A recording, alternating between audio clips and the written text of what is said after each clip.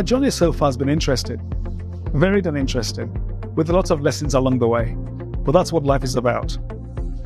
Afrelib started over 10 years ago with a vision in mind to allow the child, the African child, to succeed regardless of any infrastructure challenge along the way, whether it's cost, whether it's technology, whether it's whatever it may be, but to enable that to happen. And that hasn't changed.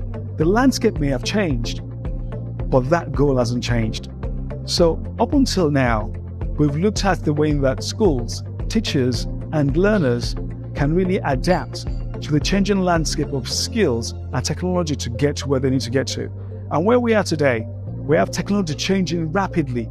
And so as an organization, we then also change with that. So what you will see from us from here on in for the last year or so has been looking at artificial intelligence and technologies around artificial intelligence and what that means for the child, what that means for the future of tomorrow, what that means for preparing the children of today for a future work of tomorrow, what that means for equipping them with the tools, the resources, the way to learn, critical thinking, creative problem solving to really propel them to the future of tomorrow. So what we are now doing, what we have been doing, but what we're now getting even sharper and more focused in doing is looking at really the skills that they need to have in place, not just as learners, but also as their teachers too, because the teachers need to be versed in these skills to help them lose their fear of technology so they can really bring something into the classroom, to help parents to understand what their children already know in such a way that they can support them at home.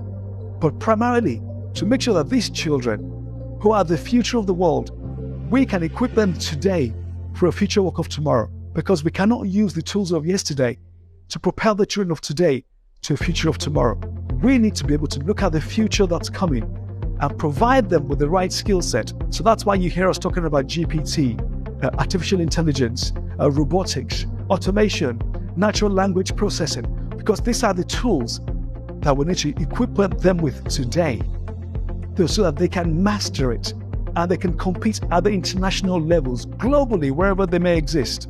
Because again, employers of today are not looking at just their local environment, but they're looking globally for the talent to be able to work with. And so in the same way, we're making sure that these children can have all the right things in place. That is the future we're considering.